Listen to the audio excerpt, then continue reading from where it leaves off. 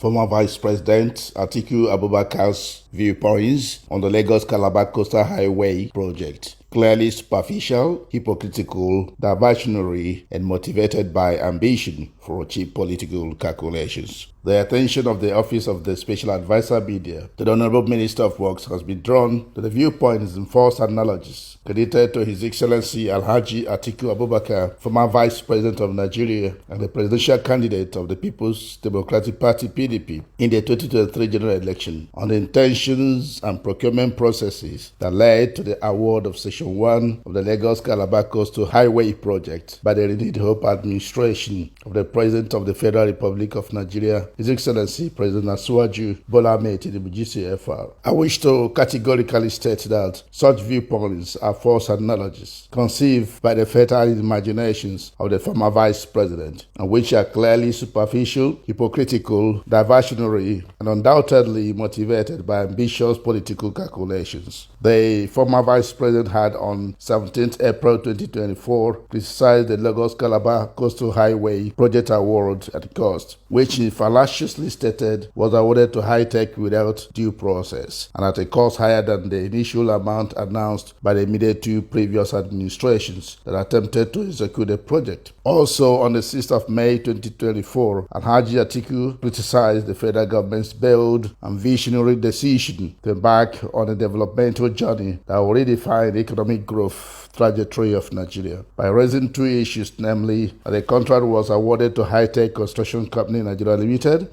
because of the personal relationship between the President of Nigeria and the chairman of high-tech, Chigori, and that the demolition exercise was done in a hurry and thus a threat to foreign investment. These accusations, or rather viewpoints, are to say the least intrinsically superficial, baseless, self-serving, and politically motivated to imprint malice in the minds of unsuspecting members of the public, especially the gullible. The Honorable Minister of Works, His Excellency Senator Engineer Dr. David Umahi Oren, has in different media fora decapitated the insinuations of the former Vice President and other desperate persons when he gave insights into the award process, the unit cost comparisons, the project review dimensions, the demolition notices and compensation plans, as well as those affected by the demolition. For the avoidance of doubt, the Lagos-Calabar Coastal Highway project complied 100% with the provisions of the Procurement Act and was awarded based on the EPC plus F procurement process. That is to say, the project is an unsolicited bid done on EPC plus F. Under this model of procurement, the investor provides all the designs, part of the funding or financing and construction, while the federal government of Nigeria pays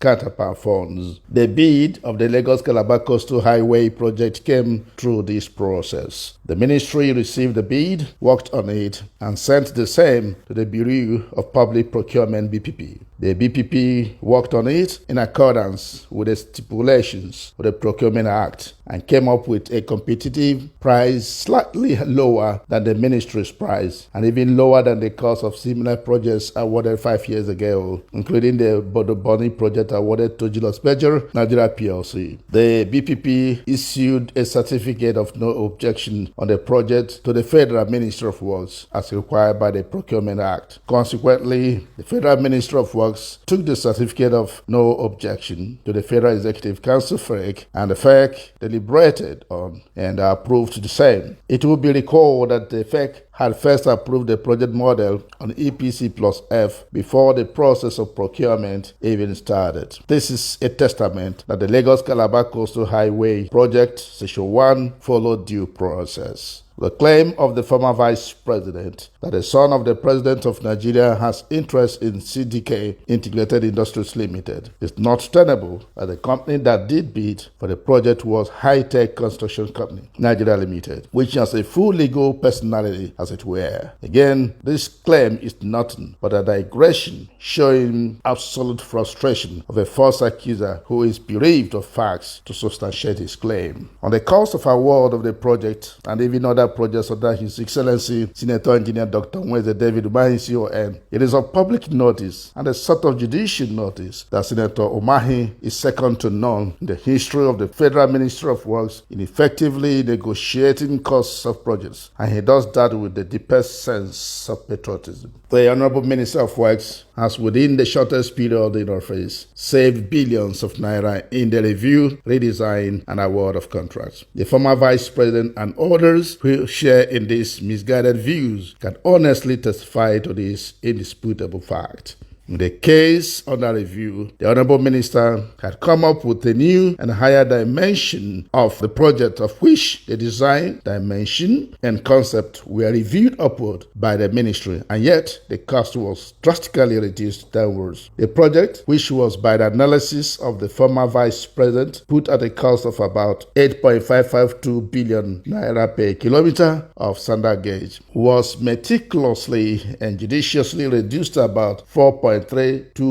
billion naira per kilometer gauge by the Honorable Minister of Works under the new design and concept. The old concept and design relied upon by the former Vice President has a 52-meter corridor with asphalt, whereas the new concept, as reviewed by the Honorable Minister of Works, has a 100-meter corridor with a total concrete pavement of 59.2 meters, an increased size of 10 lanes, and a provision for 25 meters for train track. As you know, the road standards used by the former Vice President in his analysis cannot stand the test of time because of the high water table of the coastal area. The quality of road design and construction by the renewed Hope administration for the coastal road is such that it will last for 50 to 100 years. In this regard, therefore, it will not be immodest to state that the former Vice President displayed the highest level of hypocrisy and was out to mislead and brainwash the unsuspecting members of the public, especially the gullible, for selfish political reasons.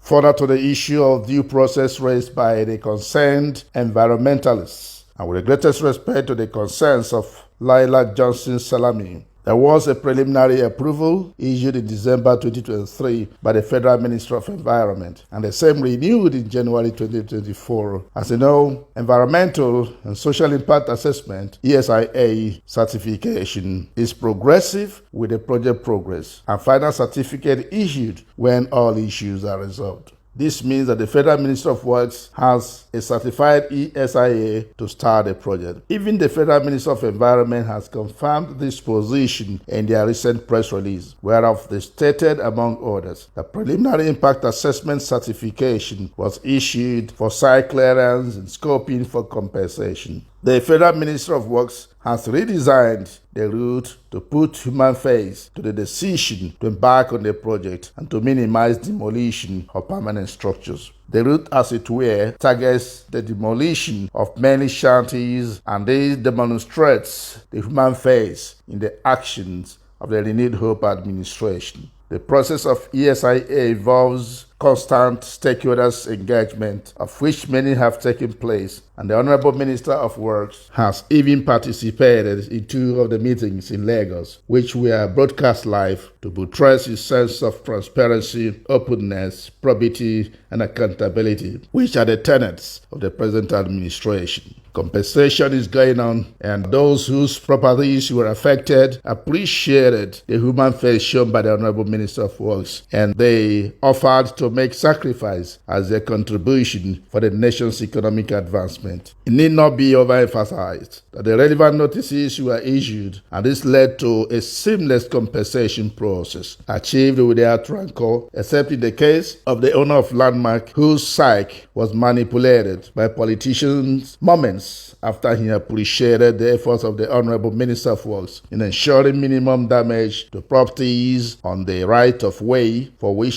he acknowledged that he had no valid title in favor thereof. It will be reiterated that the Lagos-Calabar Coastal Highway is a historic project and Africa's biggest superhighway that is expected to be a major catalyst of Nigeria's economic transformation. Although it was conceptualized partly at a time His Excellency Alhaji Atiku Abubakar was the Vice President of this country, successive administrations failed to execute it because of lack of political will. The renewed Hope administration, being a private sector and FDI friendly, saw the need to execute the project and on time through EPC plus F model of funding. Again, this project was appropriated by the 10th National Assembly, and extraordinary funding as permitted by law was required to execute the project, hence the EPC plus F high-tech contract. This is a legislative practice that is well known and very consistent with the Constitution of Nigeria 1999 as amended. This superhighway will trigger economic boom,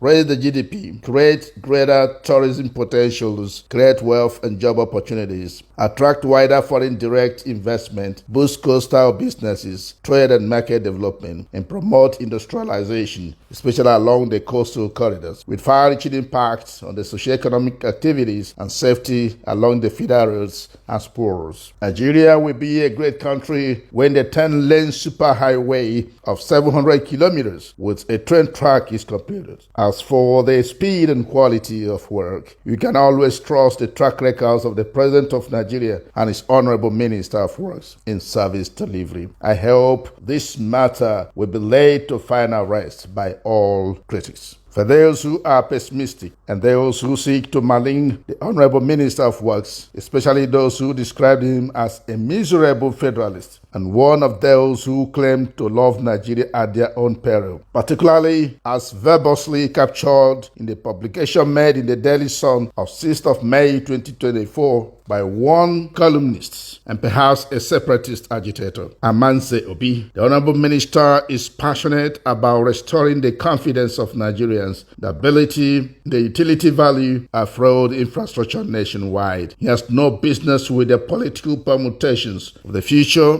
and he has not castigated anyone or anyone's opinion in the course of discharging his mandate as the Honorable Minister of Works, Federal Republic of Nigeria, except that he needed to put issues in their proper perspective as regards the concerns raised by politicians on the Lagos-Calabar Coastal Highway project. Of note is the fact that he has a good personal relationship with his brother, His Excellency Peter Gregory Onwubasi Obi, CON, and this is mutually respected by each of the two. If Amanse Obi has chosen to be a bigot, as insinuated in all his ill-mannered and erratic publication, the Honorable Minister of Works believes in one Nigeria, where there is love, fairness, and equal opportunities, and where every citizen must work for the unity and progress of the country with a deep sense of patriotism and truth. The Honorable Minister of Works, His Excellency Senator Engineer Dr. Mweze David Umahi, CON, is unwavering in his passion and commitment to Nigeria's road infrastructure revolution and is ahead of the detractors who do not see anything good in having a country we can all be proud of. As a nation builder, he is committed to reflecting the ideals of these aspirations in all his private and public dealings, irrespective of the person's religion, tribe, tongue, or political affiliation. This was signed by Honorable Barrister Oji Uchenna Oji, Special Advisor Media to the Honorable Minister of Works.